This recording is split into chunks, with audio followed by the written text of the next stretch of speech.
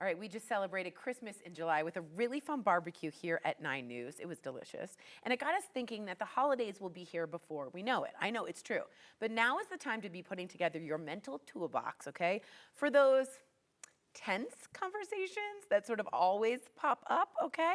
Love and emotional healing coach Rebeccah Silence brought her tool belt today. There's some tense moments. There are. And so many family reunions are happening this summer too, right? It's not just the holidays. That's true. Okay, yes. We are glad to see you back. Thank you for having me. As always, you have great comments to say. So when these moments come up, and I'm sure some of you are like, I know exactly who, it's Uncle this or this. What is the biggest mistake people are making?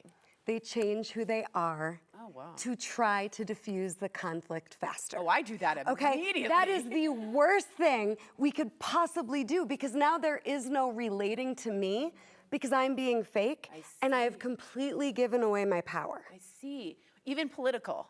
Absolutely. Oh, boy. There is no conflict that two people can't get closer on the other side of. That's what you were saying. Right? Nobody's going to tell you that, but it's really true. And not everybody will want to get closer to you, but don't you want to know who wants to love you back and who doesn't? Yes. Isn't that good information? It can be heartbreaking, but it's powerful. And you have to accept reality and the acceptance of like, oh, okay, I'm not going to really hang out with this person now. Well, you can set boundaries, which just means honoring, respecting, and taking care of yourself. Yeah. Okay, a boundary is you honoring, respecting, and taking care of yourself, not pushing people away or putting up walls. But if you weren't real and brave and all of who you are, you don't know what could have happened with the conflict. That's so true. There's almost every time a couple comes to me in distress, we save the marriage because you can learn how to navigate conflict better. Which is so hard, and none of us were taught emotional regulation, personal skills. These are things we all should be knowing, you know what I mean? So feelings can get hurt quickly, especially amongst siblings, and I know a lot of people are saying that.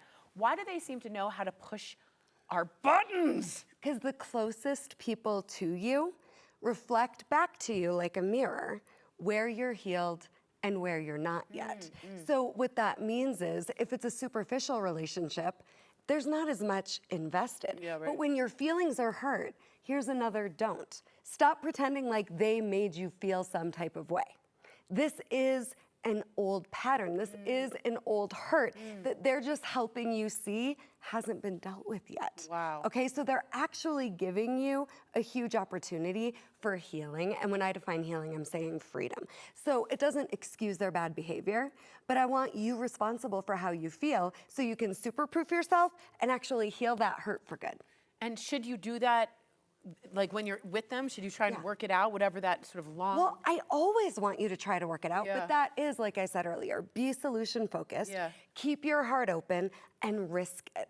So often we don't want to get hurt again, so we don't risk trying to get through the conflict, and we don't risk being really honest. Not about how they made us feel, but about what we really need and want. See, that's me. Right? This is so me. This is me because I would avoid, you know, if you're conflict avoidant, you'll do anything. You'll say yes or no to things you don't even believe in. Correct. Okay. And then you just gave your power away. Exactly. Insulted yourself. That's right. And now you can't trust yourself. That's so true. I want you trusting yourself, even in conflict, Tori. Always stay yourself for the self-trust. That's amazing. So some of us, and some of you know this, are the peacekeepers in the family. You know your role. They are the referee. So any advice for them so they don't feel stuck in that role? Yeah, well, every time you stand in the middle of the road and hope you don't get run over by a car, you're going to, right? So when you're trying to keep the peace and it's killing off your spirit slowly, you are doing nothing loving for anybody involved. Here's what I want you to do instead of trying to keep the peace for them. Keep your peace, right? And let them be capable of figuring it out on their own. Anytime we interfere, it blows up in our face. Yeah, it's true. Right? Like every time. So you're trying to keep the peace, but now it's all coming back at you. So instead, hold them capable, all right? And ask first before you get involved. That's the quick hack. Is there anything I can do to help? Is there anything I can do to support you?